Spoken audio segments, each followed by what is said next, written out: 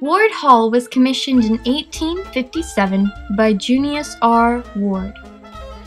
The villa is 3 stories and approximately 40 feet high. The basement was the working hub of the house.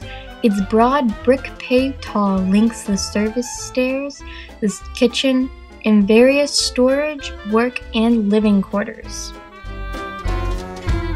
This is where the servants would stay and make the food for the Ward family.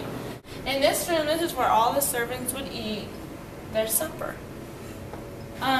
This is where they would make the food. This used to be an old stove that they would make the food in. The actual dumbwaiter would actually bring the food up to the family for them to eat. This was living quarters for the servants. Small little room. Yeah, this was a pantry. Yep, pretty big pantry. The last owner in this house died in this house. Okay, we're outside of Ward Hall in the backyard. This was believed to be the garden. Right here is the slaughterhouse. It was tore down. It was rebuilt in the 1930s. The Sears house, they would watch the grounds and make sure that they were, the grass was freshly mowed, the chickens had food to eat, and that's what the person who lived there did. Okay, so you see these windows right here? Those are actually fake windows.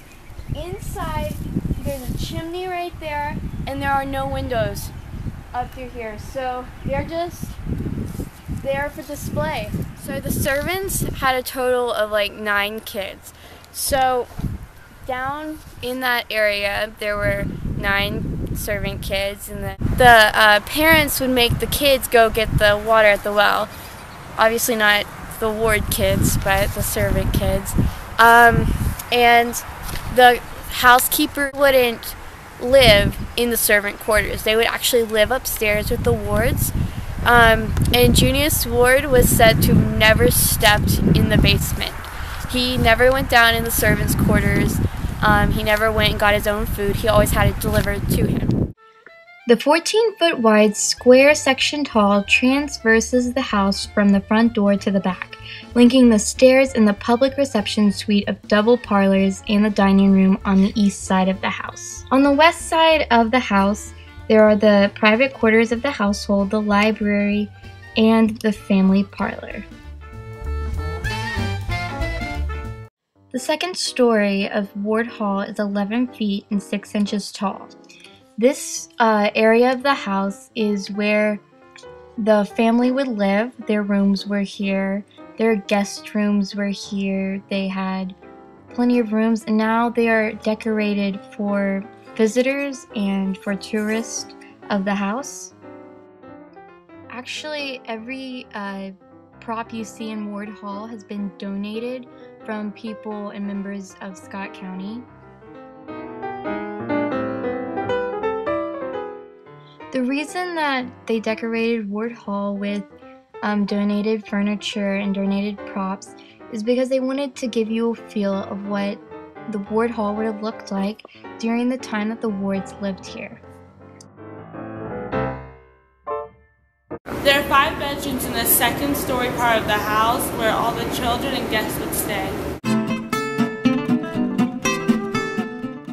On the top of the stairs is the attic. This is where you can have access to the roof, and there are 2 conjoining rooms on the sides, and those were storage rooms. There used to be stairs right here that would lead up to those windows, where they would open the windows in the summer and all the hot air would go out and keep the house cool. So you may be wondering, what is Ward Hall used for today? Well, at the first of every month, the first weekend, they have what they call an open house. And Saturday and Sunday from 1 to 6 p.m., you can come and tour the house. And they have people, historians there to help answer your questions about the house. And it's really cool because you get to see all the way to the attic, to the basement, and things that you've seen on the documentary.